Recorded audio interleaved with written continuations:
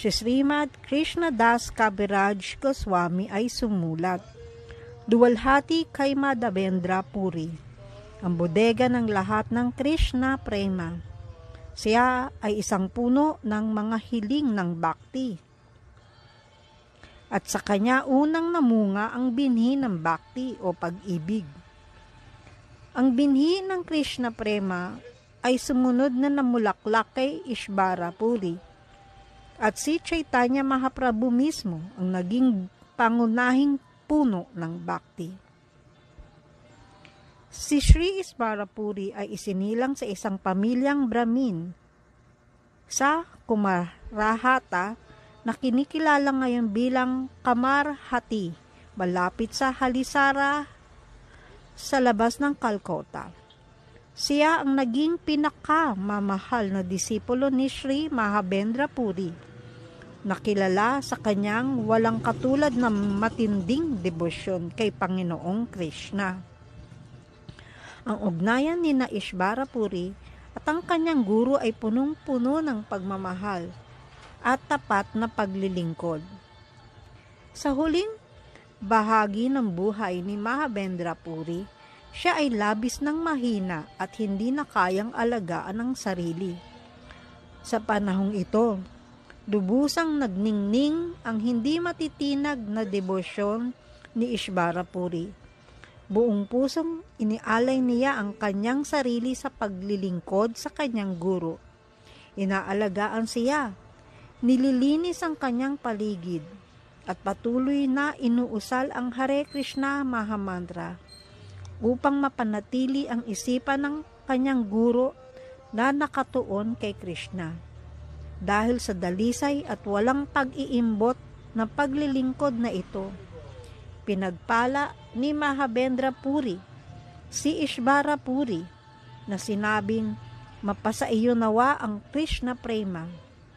Ang pagpapalang ito ang nagbigay daan kay Ishvara Puri na maging isang dakilang deboto, lubos na nalulubog sa karagatan ng banal na pag-ibig. Si Mahaprabhu ay ang kataas-taasang persona ng Diyos at wala siyang pangangailangan para sa isang guro.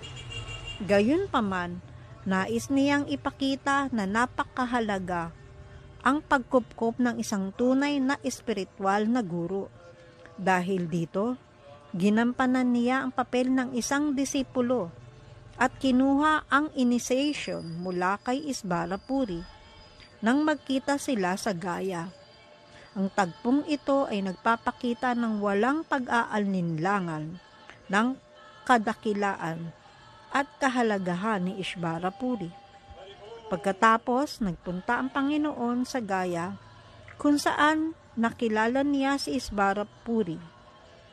Matapos kunin ang initiation mula sa kanya, nagsimula siyang magpakita ng mga tanda ng pagmamahal sa Diyos.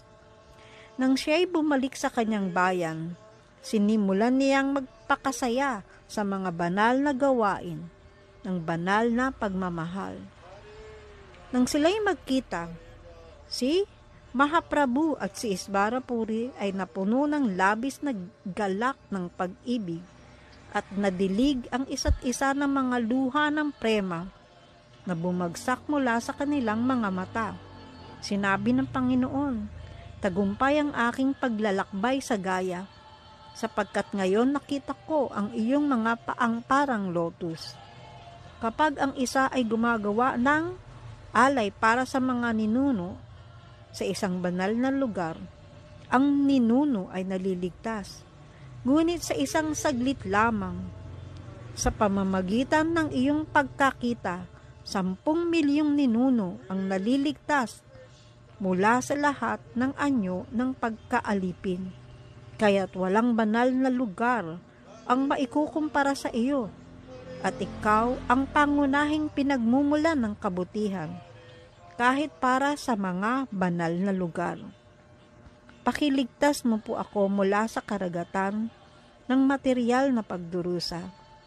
Iniaalay ko ang katawang ito sa iyong paglilingkod. Ang tanging regalo na hinihingi ko ay ang ipainom mo sa akin ang nektar ng mga paang lotus ni Krishna. Mula sa Chaitanya Bhagavagat 1.1749. Haribol.